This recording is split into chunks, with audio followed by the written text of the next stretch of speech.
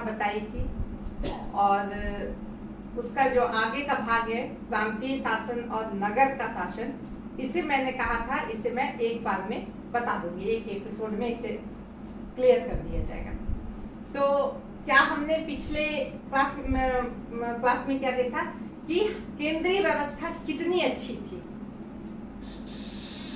जिसके फलस्वरूप पूरा साम्राज्य जो है वह एक सूत्र में बंधा हुआ था। कहीं पर किसी तरह का मतभेद या युद्ध या पारस्परिक संघर्ष की संभावना नहीं थी। प्रजा भी खुश, जो पहले होता था कि अक्सर एक राज्य दूसरे राज्य से लड़ते रहते थे, अर्थ का संकट, जंग का संकट, धन का संकट, ये बना रहता था। अब वो खत्म हो गया क्योंकि शासन व्यवस्था इतनी अच्छी थी। इस शासन व्यवस्था की विशेषता पर बहुत लोगों ने, बहुत विद्वानों ने बहुत कुछ कहा है। भारत के विद्वानों ने, विदेश के विद्वानों ने बहुत कुछ कहा है। इसमें डॉक्टर स्मिथ जो हैं, डॉक्टर विंसेंट स्मिथ, उन्होंने क्या कहा कि the Maurya government in short was highly organised and thoroughly efficient autocracy capable of controlling an empire more extensive than Akbar. तो इस तरह से उन्होंने बड़ाई की इस व्यवस्था की कि इतने बड़े साम्राज्य को सुव्यवस्थित रखने में यह कितना कैपेबल है, यह व्यवस्था कितनी कैपेबल है। बहुत बड़े साम्राज्य, अकबर का साम्राज्य जैसा भी साम्राज्य हो, तो उसे वह कंट्रोल करने में यह व्यवस्था जो है बहुत ही सही है। तो इस तरह हम कहते हैं कि शासन व्यवस्था बहुत अच्छी है। अब केंद्रीय शासन में हमने इतना कुछ देख लिया था। अब प्रांतीय शासन की जब हम बात करते हैं तो प्रांतीय शासन क्या था? बहुत बड़ा साम्राज्य था। इतने बड़े साम्राज्य का संचालन केंद्र से होना मुश्किल था, तो हर तरफ सुव्यवस्था और सुशासन होने के लिए क्या करना होता? पूरे साम्राज्य को कुछ भागों में बांटना आवश्यक था ताकि व्यवस्था सही रूप से चलती रहे। इसी के तहत मौर्य शासन में पूरे साम्राज्य को 5 भागों में बांटा। सबसे पहले उत्तरापथ जिसकी राजधानी तक्षशिला थी, दक्षिणापथ जिसकी राजधानी स्वर्णगिरी थी। तीसरी जो थी वह अवंती जिसकी राजधानी उज्जैन थी। प्राच्य देश जो था, जो मगध और उसका आसपास का क्षेत्र था, जहां राजा का दरबार था, राजमहल था, वो प्राच्य क्षेत्र था। वहां पे राजा जो है वही प्रधान होता था और इसकी राजधानी पाटलिपुत्र थी। बाद में अशोक ने कलिंग को भी एक प्रांत बनाया था जिसकी राजधानी तोशाली थी। तो इस तरह हम कह सकते हैं कि साम्राज्य को प्रांतों में बांटा गया था ताकि व्यवस्था जो है सुचारू रूप से चलती रहे। अब इस प्रांतीय शासन के प्रधान कौन थे, उसके हेड कौन थे, कौन वहां के सर्वेसर्वा थे? तो वो वहां के प्रांतपति होते थे। अक्सर यह देखा गया है कि जो प्रांतपति होते थे वह युवराज होते थे। जैसा कि मैंने ये 18 तीर्थ की जब चर्चा की थी तब हमने कहा था युवराज भी जो है एक बहुत बड़े एक प्रधान आमात्य थे। तो इन्हीं के संरक्षण में प्रांत होता था या प्रांत के ये अधिपति होते थे। इन्हें कुमार महामात्य कहा जाता था। लेकिन अगर मान लीजिए कि 2-4 राजकुमार हैं तो वहां पे कुमार महामात्य हैं, लेकिन अगर और भी प्रांत हैं तो उसमें राजा विशेष योग्य व्यक्ति को, अपने परिवार के कुछ विश्वसनीय व्यक्ति को भी वहां प्रांतपति बनाता था।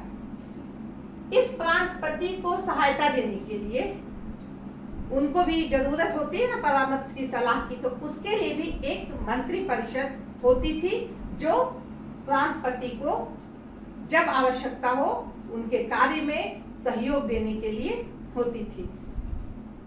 जो मंत्री परिषद होती थी उसकी भी नियुक्ति सम्राट के द्वारा होती थी। वह सम्राट के प्रति उत्तरदायी होता था। प्रांत को भी सही तरीके से चल रहा है कि नहीं, वहां की व्यवस्था कैसी है, इसके लिए औचक निरीक्षण भी सम्राट के द्वारा होता था, या गुप्तचर व्यवस्था के द्वारा भी यह देखा जाता था कि प्रांतों में कैसी शासन व्यवस्था चल रही है, वहां कुछ कमी, कुछ गड़बड़ी तो नहीं है। तो इस तरह हम देखते हैं कि प्रांत जो है अपने एरिया का पूरा ध्यान रखता था और उस पर पूरा नियंत्रण रखता था। प्रांत भी बहुत बड़े बड़े होते थे, तो इन प्रांतों को भी बहुत सारे भागों में बांटा गया था और वो क्या कहलाते थे, वह जनपद कहलाते थे। उसके जो हेड थे वो स्थानिक कहलाते थे। तो इनका भी बहुत महत्वपूर्ण पद था।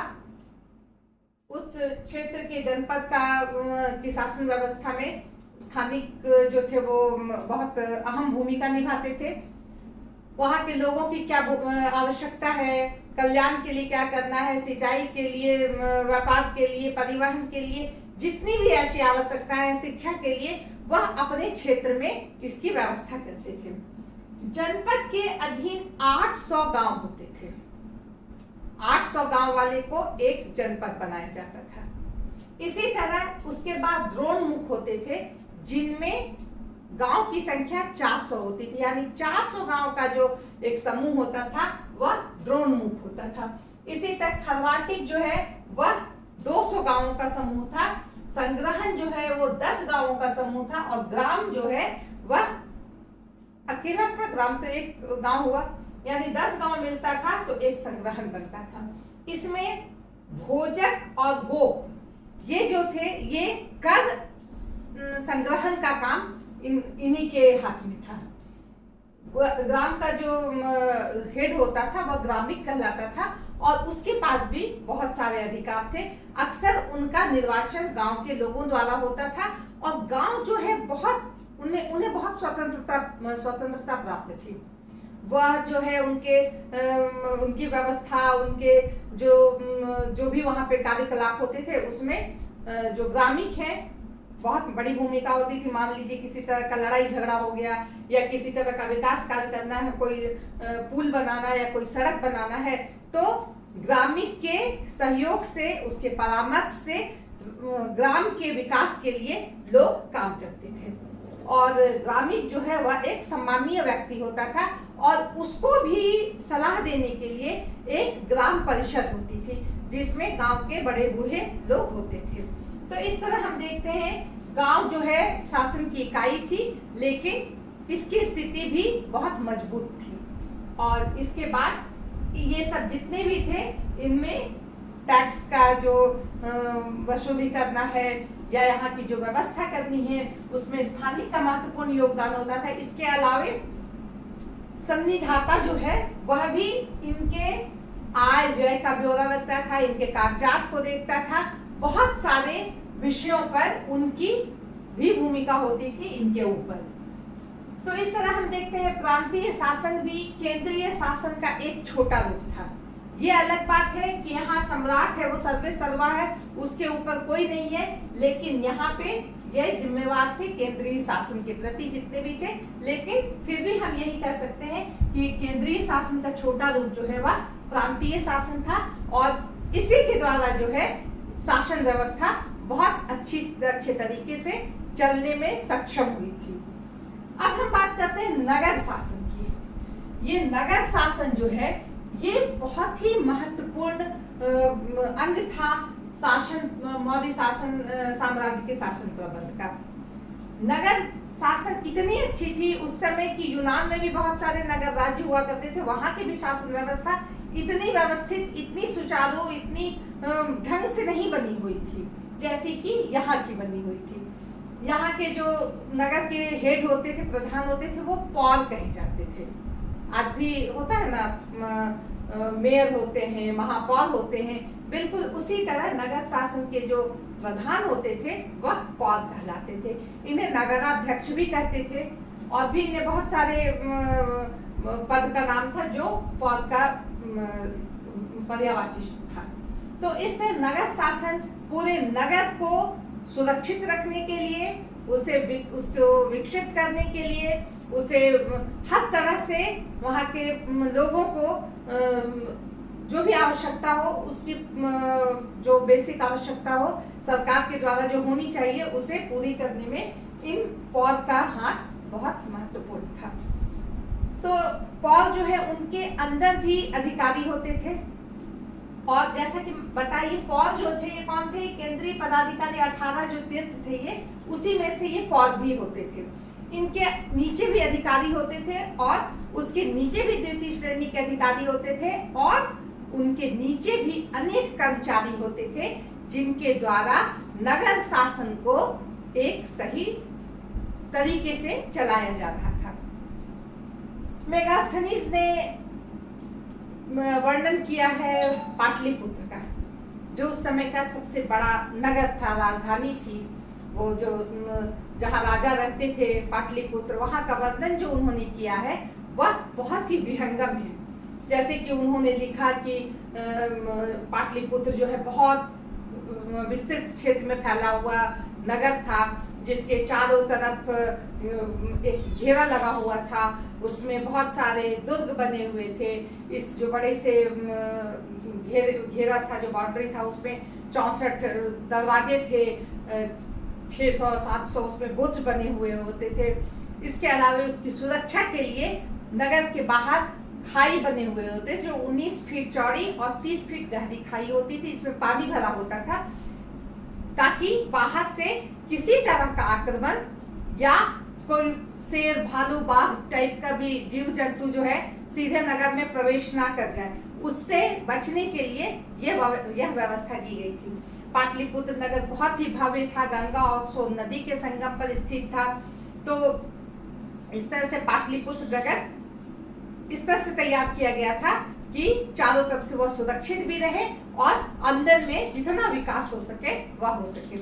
उन्होंने कहा कि राजमहल भी बहुत भव्य था, जिसमें बड़े बड़े कमरे होते थे, हर तरह के खाने के, पीने के, मनोरंजन के हर तरह के कमरे होते थे। बड़े बड़े उद्यान लगे हुए थे, तरह तरह के पेड़ पौधे लगे हुए थे, फूल पत्तियां, लताएं, बहुत ही खूबसूरती के साथ पाटलिपुत्र नगर को बनाया गया था। बहुत सरोवर थे, बहुत सारे, जिसमें तरह तरह की मछलियां विचरण करती थी, मोर, तोते सब राजमहल के प्रांगण में विचरते थे।